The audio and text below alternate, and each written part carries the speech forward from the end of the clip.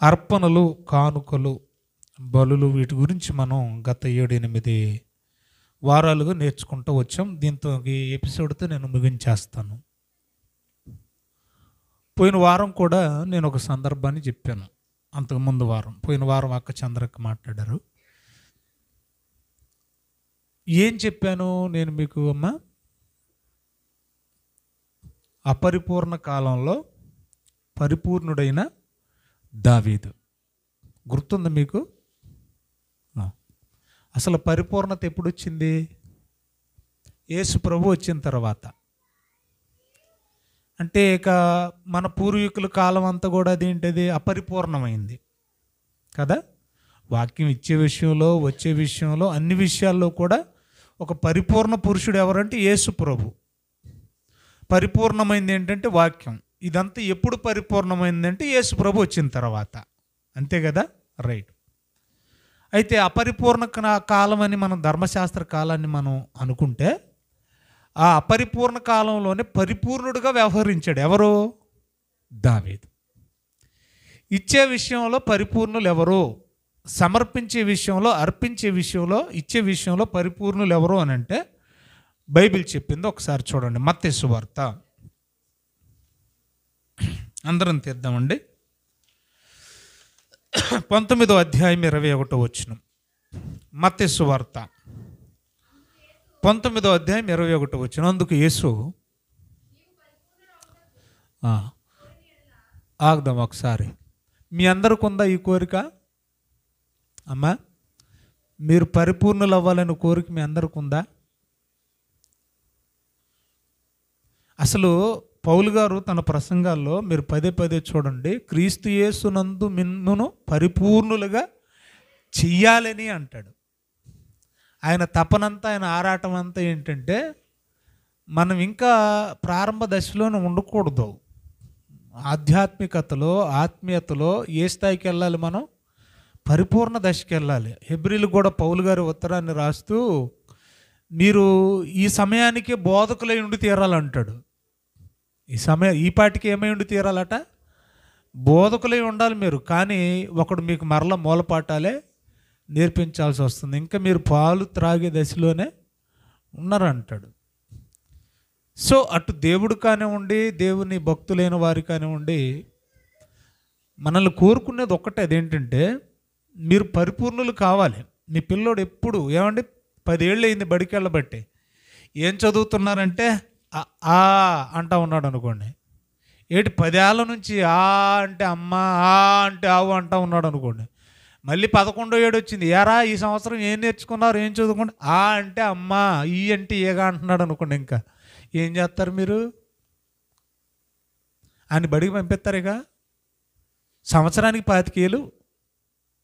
ఎన్ని సంవత్సరాలు తగలెట్టాలి నేను బడికి? ఎదుగు బొదుగు లేదు. ఏ తల్లిదండ్రి అయినా ఎప్పుడు సంతోషిస్తారంటే వారు పరిపూర్ణులు కావాలి, ప్రయోజకులు కావాలి, ఏమంటే జ్ఞానవంతులు కావాలి, ఎదగాలి. అలాగే మన దేవుడు కూడా కోరుకుంటున్నాడు కదా. మనం ఎదగాలనే కదా కోరుకుంటున్నాడు. బలభద్రపురంలో మన లాస్ట్గా మీకు ఇచ్చిన రెఫరెన్స్ ఏంటో గుర్తుందా మీకు?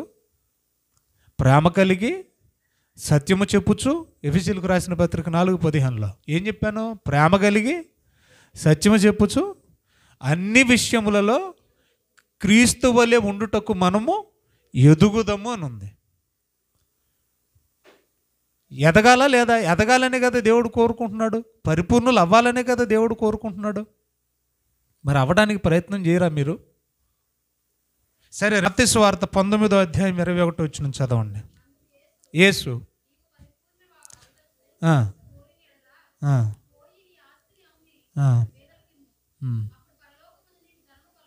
చాలండి. ఎవరంట పరిపూర్ణుడు చెప్పండి? నా వైపు చూడండి. దశంభాగం ఇచ్చేవాడు పరిపూర్ణుడా? ప్రథమ ఫలం ఇచ్చేవాళ్ళు పరిపూర్ణులా? పోనీ ఆస్తిలో సగం ఇచ్చారు కదా. పరిపూర్ణ దశలో ఉన్న అననీయ సప్పిరాలు కూడా ఏం చేశారు? ఆస్తిలో సగం ఇచ్చారు, అవునా కదా. పోనీ సగం ఇచ్చిన వాళ్ళు పరిపూర్ణులా? ఎంత ఇస్తే సరిపోద్దండి దేవుడికి? నా జీవితంలో మీరు నాకు పరిచయం ఆక మీరెందుకు నా జీవితంలో నేను ఎప్పుడు అసలు కానుకల గురించి కానీ అర్పణల గురించి కానీ ఎప్పుడు మాట్లాడలేదు. మీకేమైనా నేను మాట్లాడినట్టు గుర్తుందా?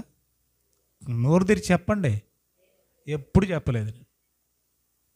7 ఎపిసోడ్లు అయినాయి. మరి మీరు ఏం నేర్చుకున్నారో నాకు అర్థం కాలేదు.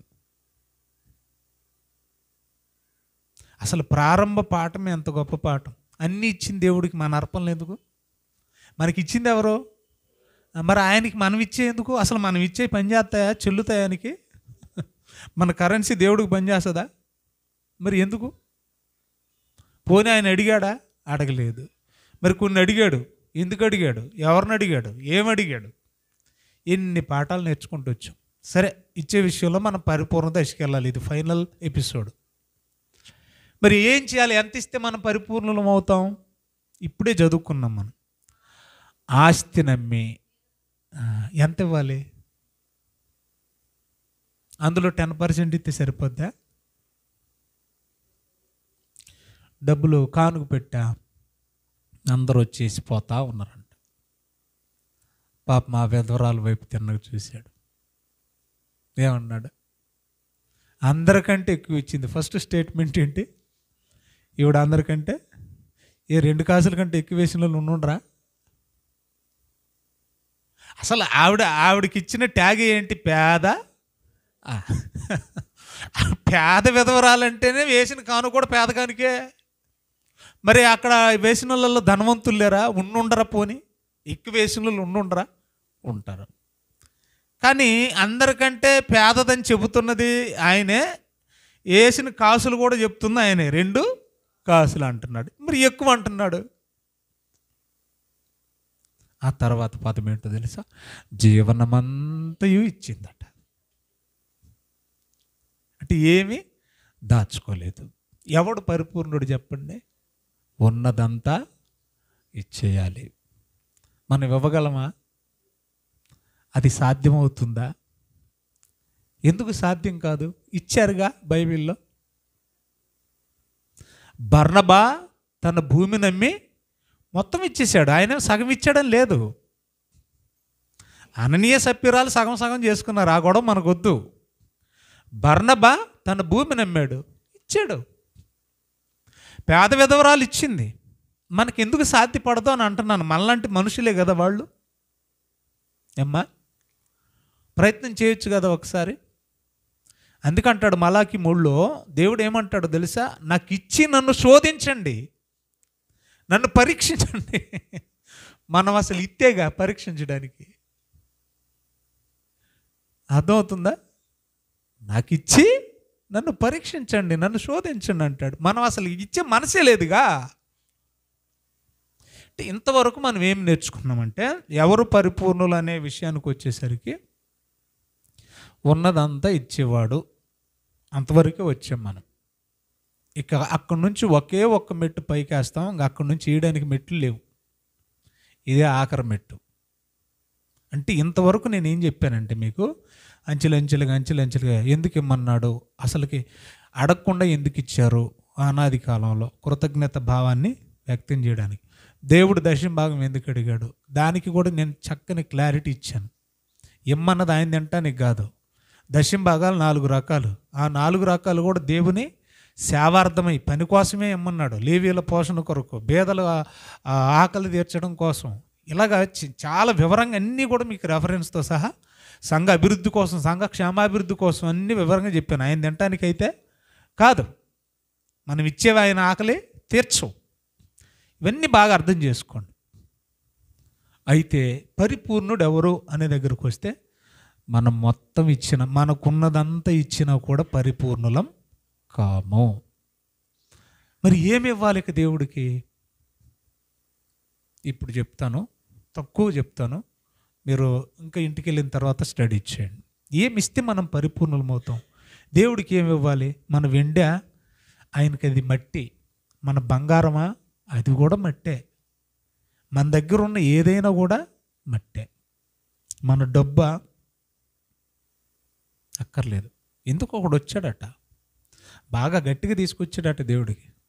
తెచ్చావా, అక్కడెట్టి ఇల్లు అన్నాడట. ఎవరంట? యేసుప్రభు. ఏట అంత మాట అన్నావేటయ్యా అని అంటే అప్పుడు అన్నాడంట, ముందు ఇంటికి వెళ్ళి సమాధాన పడరా. ఎవడికి కావాలి నీ డబ్బులు? నీ డబ్బులకి నేను బెండ్ అవుతాను అనుకున్నావా? నీ బతుకులో సమాధానం లేదు, నాకు అర్పణలు తీసుకొచ్చావా? మత్తయి సువార్త చూడండి ఏమంటాడు. మత్తయి సువార్త అందరం తీద్దాం, 4వ అధ్యాయమా చూడండి.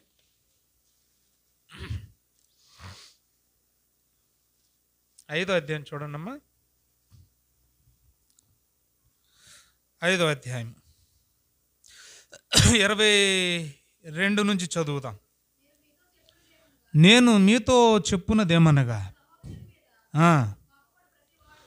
కోపపడు సహోదరుడి మీద ఏముండకూడదంట, ఇంకా నీలిగి బిగ తీసుకొని ఉండకూడదు. ఎంతకాలం బిగ తీసుకొని ఉంటాం, ఎంతకాలం నిలుగుతాం? ఇంకొకసారి బిగుసుకుపోతావు ఆయన తలుసుకుంటే. ఇంక బిగుసుకుపోయావంటే పెట్లు పెట్టి పైన మేకులేసేయడమే. ఎందుకయ్యా కోపం నీకు? కోపం దేనికి కోపం? చూడండి అంటున్నాడు, కోపపడుతున్నావా నువ్వు సహోదరుని మీద? అలా కోపపడే ప్రతివాడు విమర్శకు లోనవుతాడు.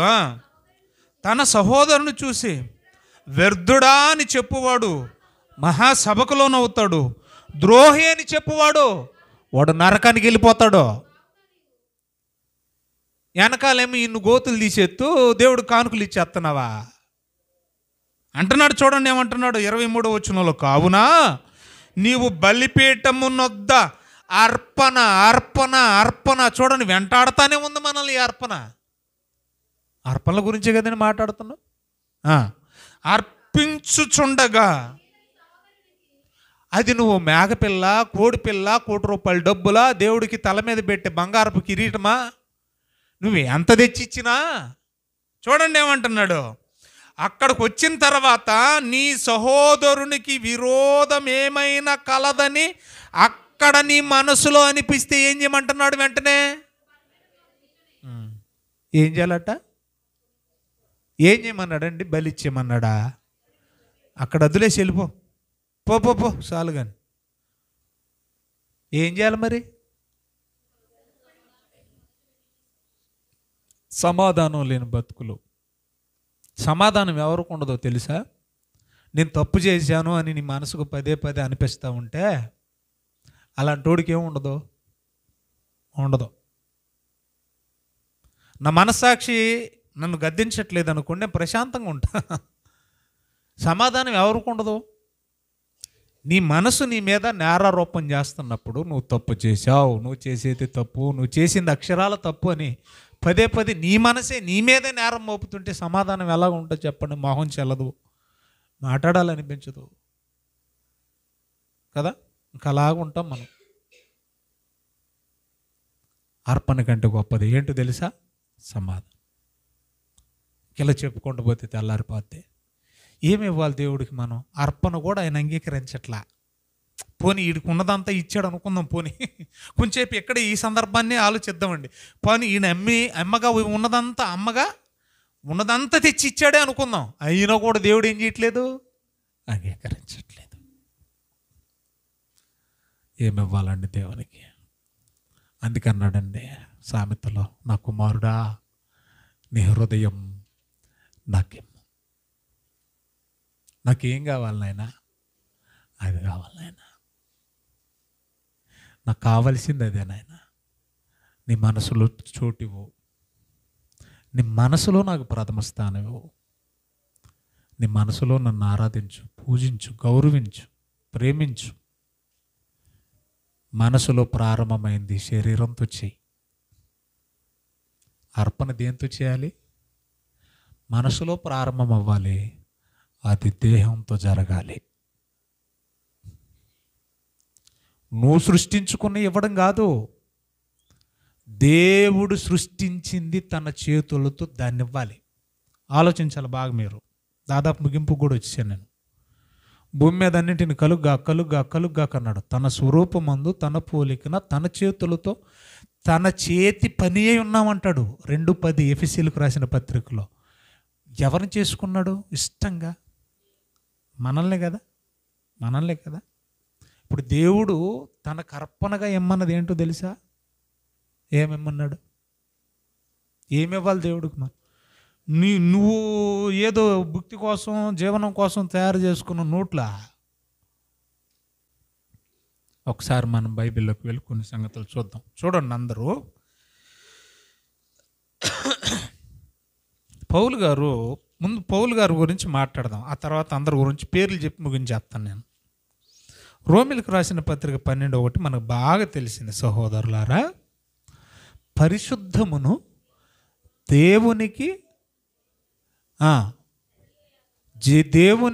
అనుకూలముగా సజీవ యాగముగా మీ శరీరములను చాలమ్మ అర్పించుకోవాలంట. అర్పణ అంటండోయ్, వింటున్నారా?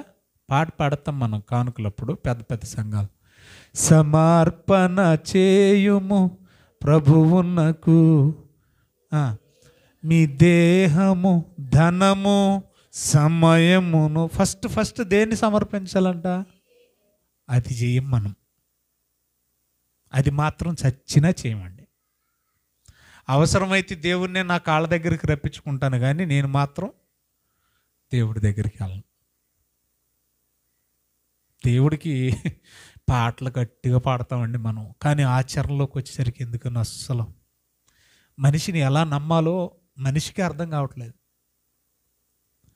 మనం ఒక్కరినిద్దరిని భరించలేకపోతున్నామంటే ఇంతమందిని ఎన్ని నాటకాలు ఆడుతున్నారండి క్రైస్తవులు. దేవుడు ఎలా భరిస్తున్నాడండి బాబెల్ని. అందుకేనండి ఆయన దీర్ఘశాంతవంతుడండి బాబు. ఎంత శాంతి అండి, ఎంత ఎంత ఎంత నెమ్మది ఉండాలి, ఎంత భరించాలండి బాబు ఆయన. దేని సమర్పించాలంట? సజీవ యాగం. యాగం అంటే ఏంటి? బలి. బలిగా దేన్ని సమర్పించాలంట? శరీరాన్ని సమర్పించాలి. ఇప్పుడు ఇది అల్టిమేట్. ఇంకా దేవుడికి మనం ఏమి ఇవ్వాలి చెప్పండి అమ్మా. దేవుడికి అర్పణగా, కానుకగా ఏమి ఇవ్వాలి? ఈ దేహాన్ని దేవునికి ఇవ్వాలి. మరి ఇస్తున్నామా? దేహాన్ని ఇస్తున్నామా? ఈ దేహంతో పాటు సమయాన్ని ఇస్తున్నామా? ఏమి ఇస్తున్నాం చెప్పండి? ఈ దేహాన్ని దేవుని పని వాడుతున్నామా? దేవుని సేవకు వాడుతున్నామా? ఆ పాటలైతే తన పిల్లల్ని కూడా ఏం చేసేవాళ్ళట? ఆ పాటలు సమర్పణ చేయము ప్రభువునకనే పాటలు ఏం చేశారట? తన బిడ్డలను కూడా దేవుని సేవకి నేను ఇత్తునా అని పాడుతూ ఉంటారు. మనమే అప్పగించుకోము, మన పిల్లల్ని ఏమిస్తాం? ఇక కొన్ని సందర్భాలు చదువుతూ ఉంటేనండి, పౌలు గారు అంటున్నారు చూడండి, దయచేసి కొన్ని మాటలు నేను మీకు చూపిస్తాను. తిమోతికి రాసిన 2వ పత్రిక. పౌలు గారు అనే మాట అన్నది, సజీవ యాగంగా బతికుండగా నీ దేహాన్ని దేవునికి ఏం చేయాలి? మనం కానుక ఇచ్చేయాలట. ఏమి ఇవ్వాలి దేవుడికి? ఈ దేహంతో సంపాదించిన జీతం కాదంట, దేహాన్ని ఇచ్చేయాలట. దాన్ని ఇవ్వ మనం. చూడండి ఎంత చక్కని మాట. పౌలు గారి గురించి మాట్లాడుతున్నాను నేను. తిమోతికి రాసిన 2వ పత్రిక 4:6 ఏమంటున్నాడు చూడండి. ఏమిస్తావు, ఏమి ఇవ్వాలనుకుంటున్నావు పౌలు గారు అని అడిగితే ఆయన అంటున్నాడు, ఏంటంటది? ఏం అర్పణం అంటమ్మా? అర్పణ ఏం అర్పణం మీది? మీరు ఎప్పుడైనా ఈ అర్పణ ఇచ్చారా? ఏమండోయ్ నా వైపు చూడండి ఒకసారి. ఏంటంట ఇది? డ్రింక్ ఆఫరింగ్ అని ఉంటుంది ఇంగ్లీష్లో. డ్రింక్ ఆఫరింగ్ అంట. ఏం ఆఫరింగ్ ఇది? ఏం అర్పణ? ఏం కానుక? ఇప్పుడు నీళ్లు పోయబడినట్లు పోయబడుతున్నాను. వెంటనే ఏమంటాడో తెలుసా? చదవమ్మా. నేను వెడలిపోవు కాలము. ఆ తర్వాత అంటాడు, I have fought a good fight. నేను మంచి పోరాటము, నా విశ్వాసాన్ని కాపాడుకుంటుంది. చాలక్క. ఏం అర్పణం ఇది? ఏమ్మా? నీళ్లు పోయబడినట్లు అంటే ఏంటి? దాని అర్థం ఏంటో తెలుసా? ఒక్కసారి నీరు నేల కొలికిందా అది ఇంకా తిరిగి మనం తీసుకోవడానికి సమకూర్చుకోవడం అసాధ్యం. నా నా నా ప్రాణాన్ని కూడా దేవుని కోసం నేను అలా అర్పణగా పోయపడుతున్నాను అన్నాడు. అపోస్తుల కార్యాలు చదువుతుంటే మేము వదకు తేబడిన గొర్రెలము. అర్థమవుతుందా? మేము దేవుడికి ఇచ్చేవి కాదు, మేమే వదకు తేబడిన గొర్రెలం. అంటే తనకు అర్థమైపోయింది. యేసుప్రభు అన్న మాట ఏంటో తెలిసే, ఎవడైనను నన్ను వెంబడింపగోరిన ఎడలా తన సిలువనెత్తుకొని ప్రతిదినము. అంటే ఏంటి? నన్ను వేసినట్టు మిమ్మల్ని కూడా ఎప్పుడు ఎక్కడ వేస్తారో ఎవరు ఉపేక్షించుకొని అన్నాడు. అంటే దాని అర్థం ఏంటి? మిమ్మల్ని ఎవరు ఎప్పుడు ఎక్కడ చంపేస్తారో తెలీదు. లోకం నన్ను ద్వేషించింది, మిమ్మల్ని కూడా ద్వేషిస్తుంది. నన్ను చంపుద్ది, మిమ్మల్ని కూడా చంపేస్తుంది. అన్నీ తెలిసే పౌలు గారు వచ్చారు, సమర్పించుకున్నారు. ఆయన అంటున్న మాటలు చూస్తుంటే నాకు గూస్ బంప్స్ అండి. పౌలు గారు అన్న కొన్ని మాటలు చూడండి ప్రియులారా. ఇప్పుడు ఒకటి చదివాం, పానార్పణం అంట. మరి ఈ అర్పణ ఎప్పుడైనా ఇచ్చాం మనం? ఇవ్వం మనం. 20వ అధ్యాయం అపోస్తుల కార్యాలు 24వ వచనం చదవండి. అపోస్తుల కార్యములు 20వ అధ్యాయం 24వ వచనం. దేని గుర్చట? సువార్త అన్నాడు కదా. ఏంటట? సువార్త అంట. సువార్త అంటే ఆయన మరణ సమాధి పునరుద్ధరణాలు అనుకుందాం. అది కేవలం అది చెప్పటమే కాదు. బాగా వినండి ఇక్కడ అమ్మలారా, సువార్తకు వచ్చేవాళ్ళు బాగా వినండి. ముఖ్యంగా సువార్త తెగ చేసేస్తున్నామని ఫీల్ అవుతారేమో. సువార్త చేసేస్తే పని అవ్వదట, అదే గొప్పదని ఫీల్ అవుతున్నాం మనం. మరి ఏం చేయాలంటే పాస్టర్ గారు అంటే పౌలు గారిని అడగండి ఏం చేయమంటున్నాడు. సువార్తకు వస్తేనే గొప్పని ఫీల్ అవుతున్నావు, సువార్తకి ఏదన్నా రూపాయి పాప ఇస్తేనే గొప్పని ఫీల్ అవుతున్నావు. ఎవరన్నా ఇచ్చినా కూడా మనం ఇవ్వడం కాదు, మనమే వెళ్ళి చేయాలని ఫీల్ అవుతున్నాం. మనం ఇచ్చినంత మాత్రాన పని అవ్వదని మీరు ఫీల్ అయిపోతూ ఉన్నారు. సువార్తకి ఇన్ని అవకతవకలు ఉంటే ఆయన ఏమంటున్నాడు తెలుసా? అది వదిలేమ్మా, అయిపోయింది. మాత్రమే కాక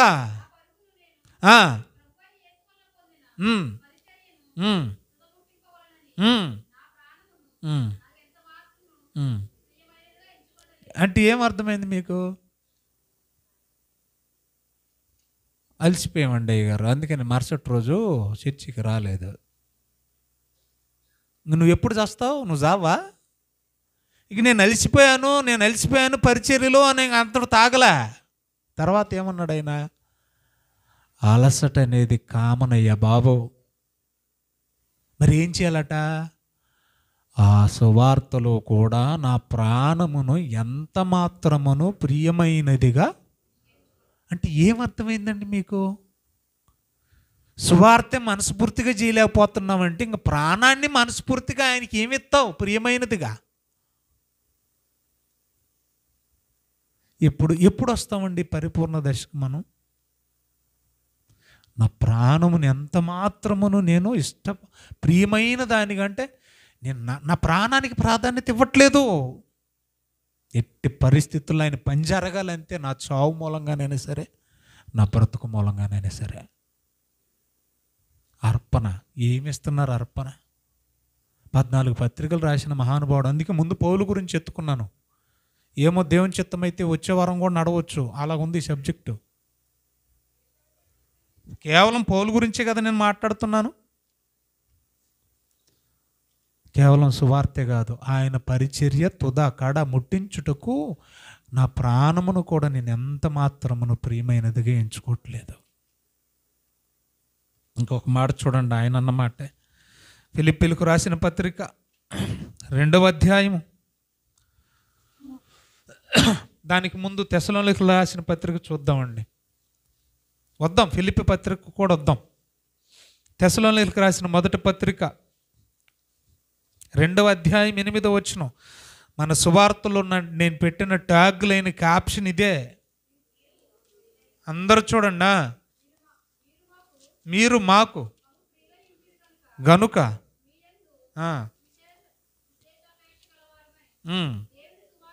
ఉమ్, ఉమ్, ఉమ్. చాలండి.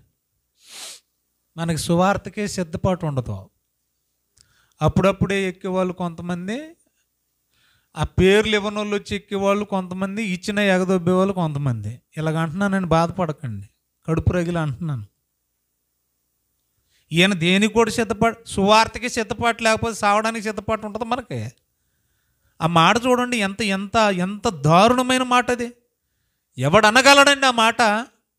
నువ్వు నేను అనగలం ఈ మాట? ఏమన్నాడు చదవండి పౌలు గారు. ఏదో మీ మధ్యలో తెస్సలోనిక ప్రజలారా, మీ మధ్య మేము కేవలం సువార్త చెప్పడానికి వచ్చామనుకుంటున్నారేమో. కాదు కాదు, మా ప్రాణాలు ఇవ్వడానికైనా సరే మేము సిద్ధపడే వచ్చాం. ఈ సిద్ధపాటు మీకుందా? ఏమి ఇవ్వాలండి దేవుడికి? ఏమి ఇస్తున్నాం మనం? ఏమి ఇచ్చామని గొప్పగా చెప్పుకోవాలి? ఏం చేస్తున్నామని గొప్పగా చెప్పుకోవాలండి? మీకోసం మేము ప్రాణం ఇవ్వడానికైనా సిద్ధపడి ఉన్నాం. సిద్ధపడి ఏం చదవండి, ఆ పదం చదవండి. వద్దు, నాకు చివరిది చెప్పండి చాలు. యుంటి నీనా యుంటి మీనా అది చెప్పండి అమ్మా నాకు.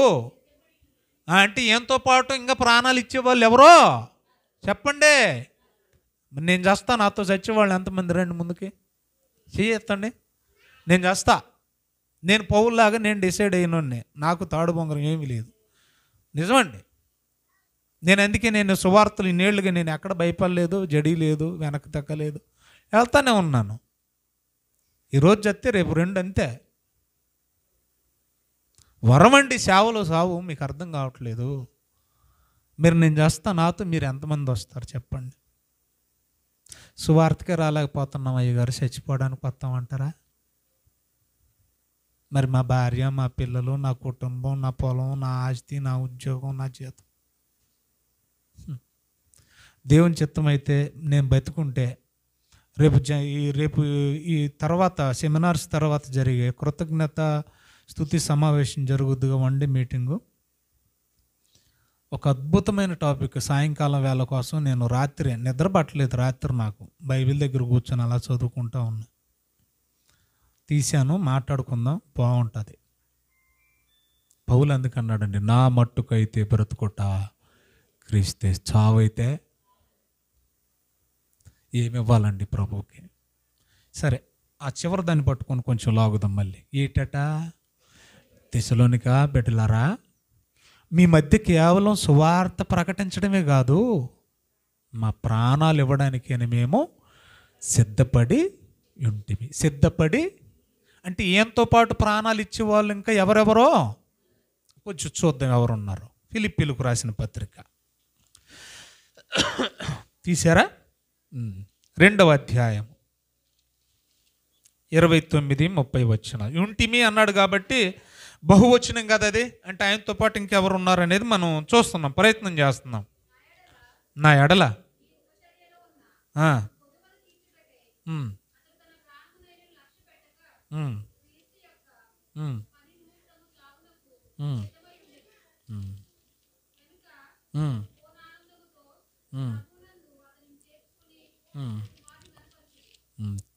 చాలు. ఎవరైనా ఎవరమ్మా? ఎపఫ్రదితు. ఆ పై వచనాల్లోనే ఉంది చూడండి. ఏమన్నా ఎవరట్టయినా ఫిలిప్పీ సంఘానికి ఉత్తరాన్ని రాసినప్పుడల్లా రోమ సెరసాల్లో ఉండి దాన్ని మోసుకొచ్చి సంఘానికి అప్పగించేది ఎవరో? ఈ ఎపఫ్రదితే. వింటున్నారా? నన్ను తీసుకెళ్ళి రాజమండ్రి సెంట్రల్ జైల్లో వేసారు. అర్థమవుతుందా నా భాష మీకు? నా దగ్గరే ఉన్నాడు. ఎవరో? ఎపఫ్రదితు. సంఘం ఎక్కడుంది? గోనగూడెంలో ఉంది. నేను జైల్లో ఉండి గోనగూడానికి ఉత్తరం రాశా. మరి ఇది ఇక్కడికి రావాలంటే ఎవరు తీసుకురావాలి? ఆ ఎపఫ్రదితు తీసుకొచ్చేవాడు. అర్థమైందా? రోమాలో సెరసాల్లో హౌస్ అరెస్ట్లో ఉన్నప్పుడు ఎపఫ్రదితు ఉత్తరం రాసి పంపించేవాడు. జైల్లో ఉండి రాసిన ఉత్తరమే ఫిలిప్పీలకు రాసిన పత్రిక. అలాంటి పౌలు గారు చూడండి, నాకు పరిచర్య చేసేవాడు, నా పరిచర్య కొరకు ఉపచరించిన వాడు, నా తోటి యోధుడు. ఎంత బాగా రాశాడు అతని గురించి అక్కడ చూడండి దయచేసి. ఏమ్మా? 25వ వచనం చూడండి. నా సహోదరుడు, నా జత పనివాడు, నాతోటి యోధుడు మీ దూత అంటే దేనికేం దూత? దేనికండి దూత? నేను రాసిన ఆ ఉత్తరాలు మీ దగ్గరికి మోసుకొచ్చేవాడు, సందేశాన్ని తీసుకొచ్చేవాడు. దేవుని చిత్తం అయితే ఈ దూతల గురించి రేపు మనం వచ్చే వారం మాట్లాడుకుందాం. దూతయు రైట్, చాలండి. ఎపఫ్రదితు అన్నాడు. బాగుంది కదా? ఆయన దగ్గర పెరుగుతున్న ఒక ఆత్మీయ కుమారుడు అండి. ఆయన దగ్గర పెరుగుతున్న ఆత్మీయ కుమారుడు గురించి ఆయన ఇస్తున్న సాక్ష్యం చూడండి. పౌలు ఏమని సాక్ష్యం ఇచ్చాడు 29:30లో? నా ఎడల మీ ఉపచర్యలో ఉన్న కొదువను తీర్చుటకై అతడు, అంటే ఎవరతడు? అది మిస్ అవ్వకండి. ఎపఫ్రదితు తన ప్రాణమునైనను లక్ష్య పెట్టక క్రీస్తు యొక్క పని నిమిత్తము. ఎవరి కోసం అండి? అంటే దేవుడి కోసం, దేవుని పనికి ఏమి ఇవ్వాలి మనం? ఎప్పుడు వస్తామండి ఈ పరిపూర్ణ దశకు? యేసుప్రభు ఏమన్నాడు? 19 ఇందాక చదువుకున్నాగా, ఎవడైనను మీలో పరిపూర్ణుడు కావాలని కోరుకుంటున్నాడా? అయితే ఇచ్చేయాలి. ఏమి ఇచ్చేయాలండి? చదవండి. తన ప్రాణమునైనను లక్ష్య పెట్టక క్రీస్తు యొక్క పని నిమిత్తం సావుకు సిద్ధమై ఉండెను గనుక పూర్ణానందముతో ప్రభువునందు అట్టి వానిని, దేవుడి కోసం ప్రాణాలు ఇవ్వడానికైనా సిద్ధపడేవాడిని ఆనాటి సంఘాలు గౌరవించే, గణపరిచాయి. మరి ఈనాటి సంఘాలు ఏం చేస్తున్నాయి? సరే రండి, మరొక ఆయన గురించి 2 మాటలు చెప్పి నేను ముగిస్తాను. ఇంక చెప్పాలంటే చాలా ఉన్నాయి. ఏమ్మా, ప్రభా, సొలొమోను వచ్చి అడిగిందంట, జెబెదయి కుమారుల తల్లి. జెబెదయి కుమారులు మీకు తెలుసు, యోహాను, యాకోబు. ప్రభా, మరి 2 పిల్లలు ఉన్నారు కదా పాపం, జెబెదయి కుమారుల తల్లి ఎవరో తెలుసా మీకు? అమ్మా, సాక్షాత్తు స్వయాన యేసు ప్రభు తల్లిగా పిలువబడుతున్న మరియకు తోడుకోళ్ళు. అర్థమైంది మీకు? మరియకు తోడుకోళ్ళు. ఒకవేళ మరియమ్మ కంటే వయసులో చిన్నదైతే యేసు ప్రభువుకి పిన్ని కొడుకులు అవుతారు. అంతే కదా తోడుకోళ్ళు అంటే? ఇద్దరు ఒక ఇంట్లో కోడళ్ళు. సో ఆవిడ వచ్చి అడుగుతుంది, అయ్యా నీ కుడిపై వైపున ఒకడిని, ఎడం వైపున ఇంకొకడిని కూర్చోడానికి అవకాశం ఇవ్వండి అని అడిగి. ఆయన చెప్పేశాడు ఓపెన్గా, అది నా చేతుల్లో లేదు, అది వాళ్ళు కష్టపడి తెచ్చుకోవాలి, నేను కష్టపడి తెచ్చుకుంటా. అది ఒక గిన్నె తాగడం వల్ల అది సాధ్యమవుతుంది. నేను త్రాగే గిన్నెలోనిది మీరు తాగలరా? ఆ పిల్లలు తాగలిగితే ఆ స్థితికి వచ్చేస్తారు. నేను ఇచ్చేస్తానని రికమెండ్ చేసిన పని అవుతుంది. అది స్వయాన కష్టపడి తెచ్చుకోవాలని. ఆ మాటలు వాళ్ళకి బాగా అర్థమైనాయి. ఆ దిశగా నా పిల్లల్ని పెంచింది. వాళ్ళు కూడా అలాగే పెరిగారు. పెరిగిన తర్వాత ఇద్దరు ఎవరండి? పేర్లు చెప్పండి. ఒకడు చెప్పండి, యోహాను, ఇంకొక ఆయన యాకోబు. అంతే కదా? ఏమైనా సందేహం ఉందా? రైట్. అంటే ఇప్పుడు ఆ పాత్రలోనిది సేవించాలి. ఏం పాత్ర? దేన్ని గురించిన విషయాలు మాట్లాడుతున్నాడు అక్కడ అని అంటే చెప్పకనే చెప్పాడు ఆయన. ఈ గిన్నెలోది. ఆయన చెప్తా ఉన్నాడు. తోటలోకి వెళ్ళిపోయాడట. ఏం తోట అది? గెత్సేమనే తోట. ప్రార్థన చేస్తూ ఉన్నాడట. ప్రార్థనలో అనకనన్నాడు. ఏమన్నాడు? ప్రభువా, నీ చిత్తమైతే. ఏ పాత్ర అది? మరణ పాత్ర. అర్థమైందా? ఇప్పుడు ఓపెన్గా మామూలుగా మన మామూలు వాడుక భాషలో మాట్లాడుతున్నాం. ఈ గిన్నెలో తాగితేనే అది సాధ్యం అవుతుంది, కూర్చోబెట్టుకోవాలా వద్దా, ఎడం పక్క కుడి పక్కనంటే ఇప్పుడు ఏం చేయాలని? నేను నా తండ్రి కోసం చస్తున్నాను, అది నా పాత్ర. ఏంటి నా పాత్ర? నేను ఈ లోకానికి వచ్చిన పాత్ర ఏంటి? ఏమండి, మీతో సేవ చేయించుకోవడానికి రాలేదు, మీకు సేవ చేయుటకు అనేకులకు ప్రతిగా విమోచన క్రయధనముగా నా ప్రాణం పెట్టడానికి వచ్చాను అన్నాడు యేసుప్రభు. ఆయన పాత్ర ఏంటి ఈ లోకంలో? అల్టిమేట్గా ప్రాణం పెట్టి పాత్ర. అది మీ పిల్లలిద్దరికి తెలిస్తే శాతనైతే, తండ్రి తన సింహాసనం మీద నన్ను కూర్చుండబెట్టు ప్రకారము వాళ్ళను కూడా కూర్చొనివ్వాలా వద్దని డిసైడ్ చేయాల్సింది ఎవరో? ఆయన. ముందు ఇది ట్రై చేయమనండి. ఓకే అన్న తర్వాతనే ఆ పిల్లలిద్దరిని ప్రభువుకు సమర్పించింది ఆవిడ. మరి ఇప్పుడు వాళ్ళు దేవుడికి ఇచ్చారా?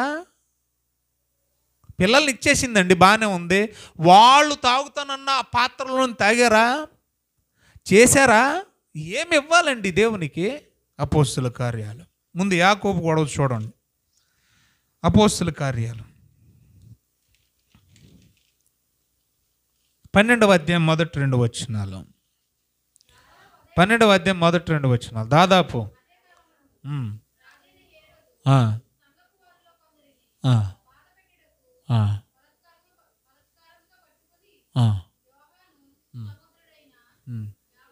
విడగొట్టకమ్మ. యోహాను సహోదరుడైన యాకోబును.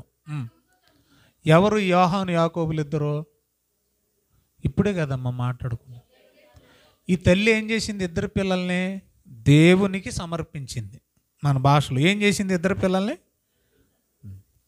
ఇప్పుడు సమర్పించుకున్న ఆ బిడ్డలు ఇద్దరు ఏం చేస్తున్నారు? ఒక ఆయన గురించి నేను టచ్ చేశా, ఆయన యాకోబు. యాకోబు ఏం చేశాడు? ఏం చేయబడ్డాడు? ఏమ్మా, ఎందుకు చావాలి? ఆయన పారిపోవచ్చుగా, పారిపోవచ్చు కదండి.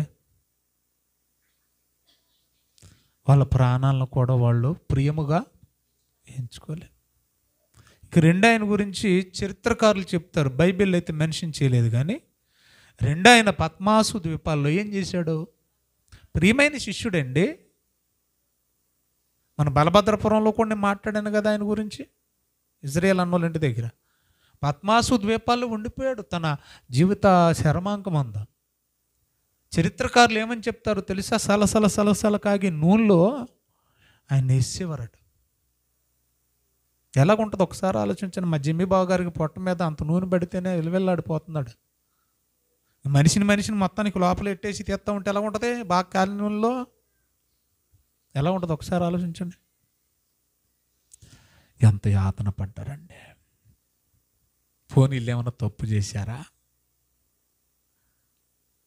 నా నిమిత్తము జనులు మిమ్మల్ని నిందించి హింసించి మీ మీద అబద్ధ సాక్ష్యములు చెడ్డ మాటలెల్ల పలుకున్నప్పుడు మీరు సంతోషించండి, ఆనందించండి. పరలోకమందు మీ ఫలము ఏమి ఇవ్వాలండి దేవుడికి? ఏమి ఇస్తామండి దేవుడికి? ఏమి ఇస్తే సరిపోద్దండి? పేతురు వచ్చాను ప్రభా. ఏంటి ప్రభా అంత ఎప్పుడూ ఈ రకమైన పిలవలేదే. నీవు నన్ను ప్రేమించుచున్నావా?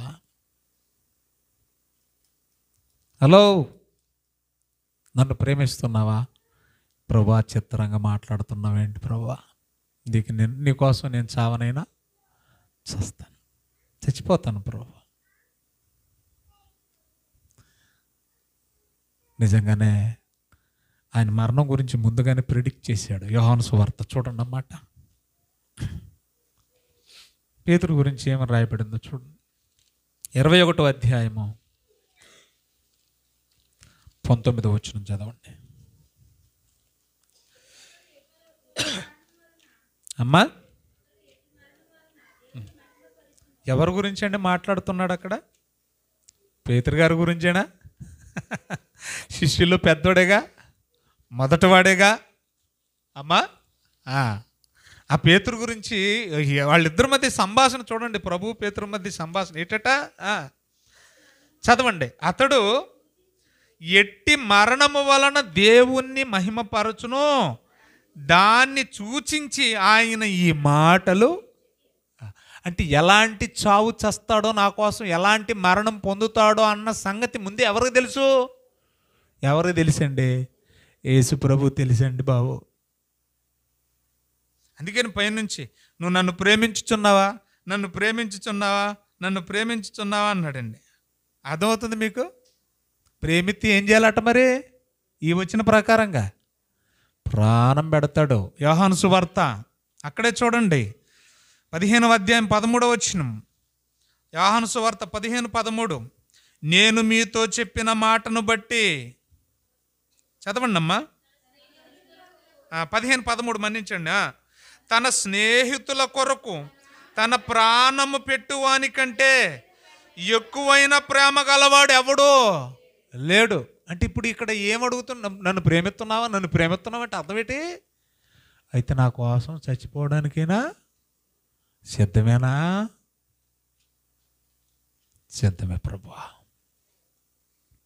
అక్కడే 37 వచనం చూడండి ఏమంటాడు ఆఖరికి. 15 చూడండి ఒకసారి. 13:38 చూడండి ఒకసారి. 13:38 చూడండి. 13:38 అమ్మా, మన్నించండి, చదవండి. నా కొరకు నీ ప్రాణము పెట్టుదువా? నువ్వు ప్రాణం పెడతానంటున్నావు కానీ నాకు ఎందుకనో డౌట్ కొడుతుందయ్యా అన్నాడు. అంటానికి ఏమన్నాడు? పెడతాను ప్రభువా. ఒకసారి బొంకిన చివరికి జరిగింది ఏంటో తెలుసా? ప్రాణం పెట్టాడు. ఎస్, ప్రాణం పెడతానన్నాడు 37 వచనంలో. అందుకు పేతురు, ప్రభువా నేనెందుకు ఇప్పుడు నీ వెంట రాలేను? నీ కోసం నా ప్రాణాన్ని పెడతాను ప్రభువా. అలాగే నిన్ను పెట్టవనలేదు యేసు ప్రభు. అక్కడ నువ్వు పెడతావు, కానీ దానికి ముందు ఏం చేస్తావు? అసలు నేను ఆయన ఎరగనంటావు, పెడతావు. అది నాకు తెలుసు. పెట్టవని అంటలేదు ఆయన కూడా. అక్కడ నా కోసం నువ్వు ప్రాణం పెట్టవనే మాట అంటలేదు ఆయన. ఆయనకి తెలుసు. ఇందాక చూపించాను 21వ అధ్యాయం 19 వచ్చిన లేవనే, అతడు ఎట్టి మరణము వలన దేవుణ్ణి మహింపరుస్తాడు నాకు తెలుసు, కానీ దానికి ముందు మాత్రం నన్ను ఎరుగనని. సో ఇక్కడ మనం తీసుకోవాల్సిన పాయింట్ ఏంటంటే, పేతురు ఏం అర్పణగా ఇచ్చాడు దేవుడికి. ఏమి ఎత్తున్నామండి మనం? ఎలాంటి మరణమో తెలుసా? పేతురు గురించి వ్రాయబడిన చరిత్రకారులు చెబుతున్న మాట, ఇష్టం లేని మరణం అంట. అది ఆయనకి ఇష్టం లేదు. ఏ మరణం? యేసు ప్రభువులాగే ఈయన కూడా సిలువేయాలనుకున్నారట. నేను పాత్రుని కాదయ్యా, నన్ను తిరగేసేయమన్నాడు.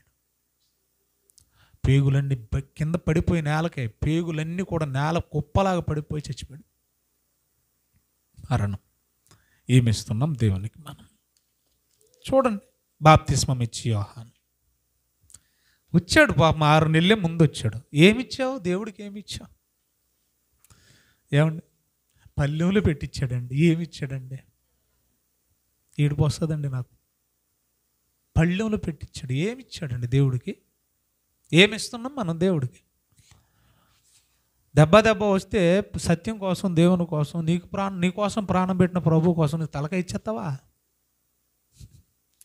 కంచంలో పళ్ళెంలో పెట్టించాడండి. ఏమిస్తామండి దేవునికి మనం ఇచ్చేదే. స్టెఫెను ఏమిచ్చాడు? స్టెఫెను గురించి మీ అందరికి తెలుసు కదా.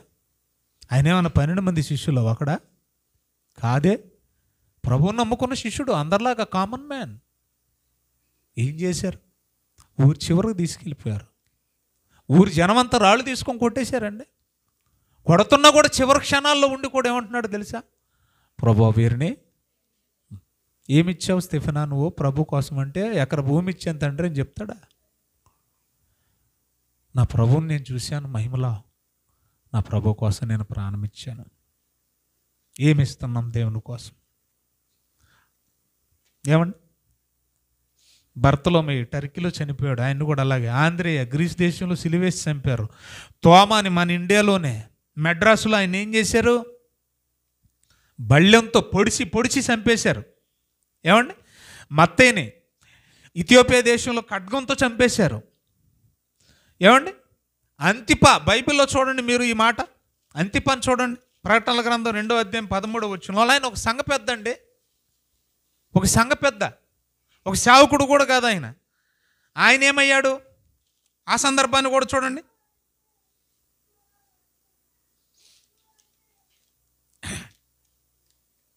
చదవండి అమ్మా, 2వ అధ్యాయం,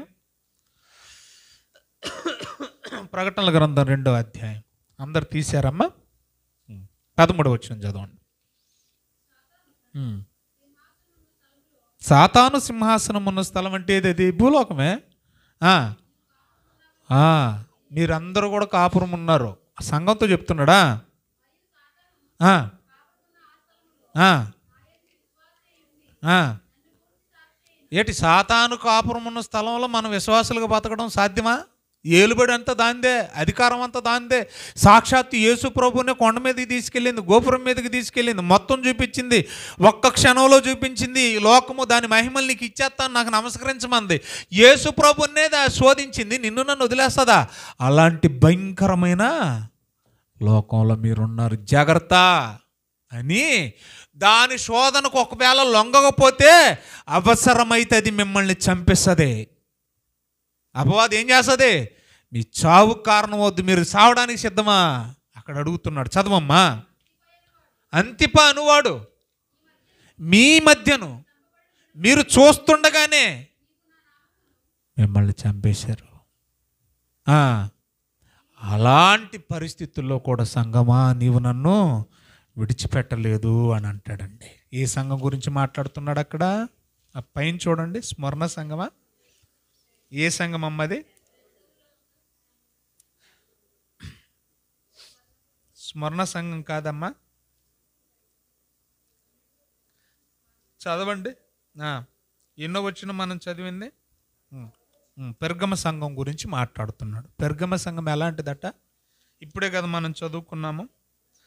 సాతాను సింహాసనమున్న స్థలంలో నీవు కాపురం ఉన్నావు నేను ఎరుగుదును, మరియు సాతాను కాపురం ఉన్న ఆ స్థలంలో నా యందు విశ్వాసి అయి ఉండి నన్ను గూర్చి సాక్షి అయిన అంతిప అయిన వాడు మీ మధ్యనే చంపబడిన దినములలో నీవు నా నామము గట్టిగా చేపట్టి నా యందలి విశ్వాసమును. అబ్బబ్బబ్బబ్బా, ఏంటండి, ఏంటి వీళ్ళ విశ్వాసం? ఏమర్థమైంది మీకు? కుత్తుకలు కోస్తున్నా, రక్తపు టేర్లు పారుతున్నా వాళ్ళు దేవుణ్ణి వదలలేదంట. దీన్ని విశ్వాస యాగం అన్నారు. ఏ యాగం ఇది? ఒకటి ప్రాణత్యాగం, రెండోది ఏంటి? విశ్వాస యాగం, బలియాగం. మనల్ని తమ్మాని గట్టేసి ఊర్లో చెప్పరా చెప్పు జై శ్రీరామ్ అనో అన్నాడు అనుకోండి, అమ్మా అయ్యా బాబాయ్ ఈ దెబ్బలు తినే కాడికి చెప్పండి అంటే గొడవలు పదిగా. అది ఏమంటాం దీన్ని? విశ్వాస త్యాగమా ఇదా? ఎట్టండి బొట్టేటండి అడిగి పంగరం నీళ్ళు పెట్టండి, సావనైన జాతాను కానీ ఎట్టించుకొని అంటాడా? ఎట్టండి, ఒకటి కాదు 100 ఎట్టండి, మొహం నుండి ఎట్టేయండి అంటాడు. నరకబడుతున్నా కూడా ఏంటట? ఆ విశ్వాసం కోసం, ఆ దేవుని కోసం ఏం అర్పణగిస్తున్నారు వీళ్ళు? ప్రాణాన్ని ఇచ్చేస్తున్నారు, ముగించేస్తున్నానండి. అసలు ఇదంతా వీళ్ళు ఎక్కడ నేర్చుకున్నారని నాకు అర్థం కాదు. ఇవన్నీ ఒక పౌలు గారు కానీ, ఒక పేతురు కానీ, శిష్యులందరూ కానివ్వండి, భక్తులందరూ త్యాగమూర్తులు, ఇంగ్లీష్లో మార్ట్రేస్ అంటారు వీళ్ళని, హత సాక్షులు అంటారు. ఈ హత సాక్షులందరూ దేవునికి తమ ప్రాణాలనే అర్పణగా ఇవ్వాలి అన్న పెద్ద పాఠాన్ని ఎక్కడ నేర్చుకున్నారండి? పౌలు గారు ఒక మాట అయితే చెప్పేశాడండి, నేను క్రీస్తుని పోలి. అయితే ఖచ్చితంగా ఈ సిద్ధాంతానికి బీజం ఎక్కడ పడి ఉంటుంది? దేవునికి అర్పణగా నీకున్నవి ఏమిచ్చిన పనవదరబై అల్టిమేట్ పరిపూర్ణ దశలో పరిపూర్ణమైన అర్పణ ఏదంటే సజీవ యాగంగా నీ ప్రాణాన్ని, దేహాన్ని, ఇంకా దానికి మించింది లేదు అనే పాఠం ఎక్కడ నేర్చుకుని ఉంటారో? యేసు ప్రభు దగ్గర. అందులో సందేహం ఏమీ లేదు. ఎఫెసీయులకు రాసిన పత్రిక 5వ అధ్యాయము, రండి ముగిస్తున్నాను, మొదటి 2 వచనాలు. ఎఫెసీయులకు రాసిన పత్రిక. కావున అంటే ఇంకా ఇప్పుడు మరి అది కంజంక్షన్ లాంటిది, అది ఫర్ బి సో అని ఉంటుంది ఇంగ్లీష్లో. అంటే కావునంటే అర్థం ఏంటి? ఇంతవరకు మీరు విన్నారు కాబట్టి అర్థమైందా? ఇంతవరకు ఈ త్యాగమూర్తులందరి అర్పణలు ఏమేమి అర్పించారో మీరు విన్నారు కనుక ఇంకా చెప్పడానికి చాలా ఉంది, నేను ముగించేస్తున్నాను అనమాట. కావున మీరేం చేయాలంటే, ఇప్పుడు దేవునికి ప్రియమైన పిల్లలు ఎవరు? అదేటమ్మా అలాగున్నారా? ప్రియమైన యోహాను పద్మాసులో. బాగుంది కదా. యోహాను ఎవరట దేవునికి ప్రియుడు. ఎందుకయ్యాడు? దేవుని కోసం ప్రాణం పెట్టాడు. దేవుని సేవ కోసం ప్రాణం పెట్టాడు. ఇదిగో ఈయనే నా ప్రియ కుమారుడు, ఈయన యందు నేను. ఎవరైనా సర్వలోకం కోసం ప్రాణం పెట్టేవాడు. అంటే దేవునికి ప్రియుడు ఎవరవుతారు?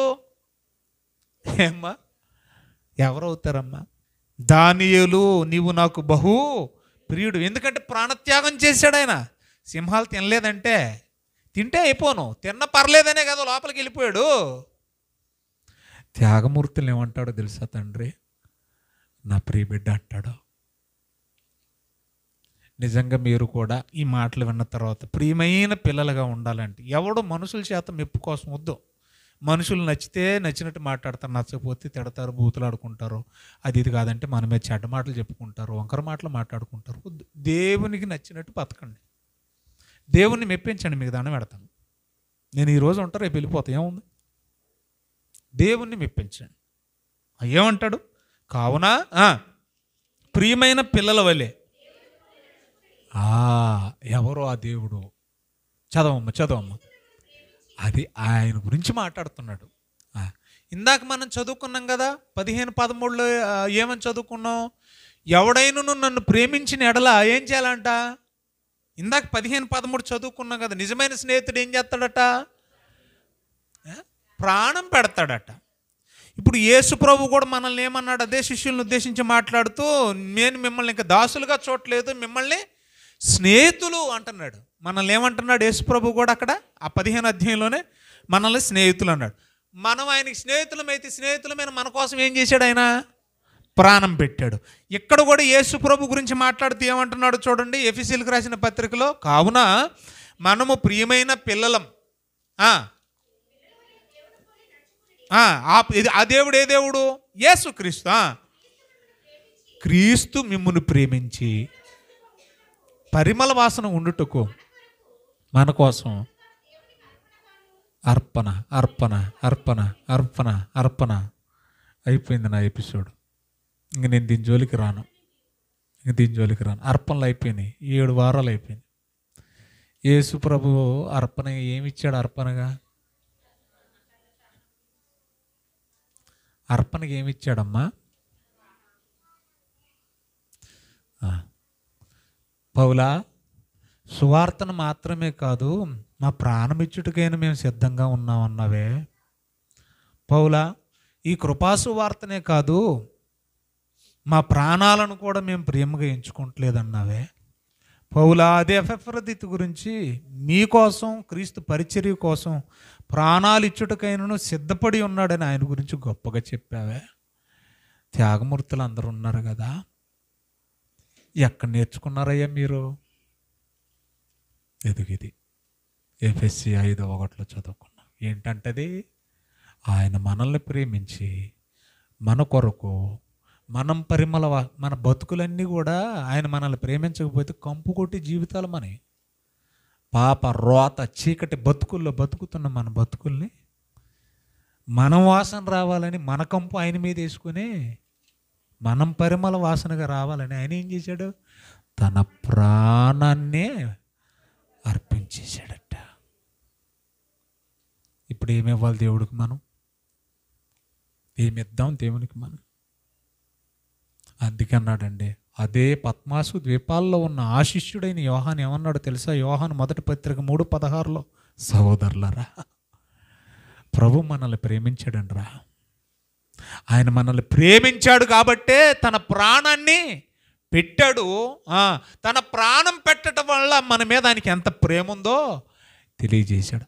అయితే ఇప్పుడు ఏం చేయమంటారండి యోహాను గారు? ఆయన ఇట్టాళ్లే, మరి మమ్మల్ని ఏం చేయమంటావు? ఏం చేయమంటున్నాడండి ఆయన? మనము కూడా మన సహోదరుల నిమిత్తం ప్రాణము పెట్ట దేవుడికి ఏమిద్దాం? అమ్మా? కానుకేమిద్దాం? అర్పణ ఏమిద్దాం? ఏమిత్తే సరిపోద్ది? దేవుడు మిమ్మల్ని దీవించును గాక. ఆమేన్.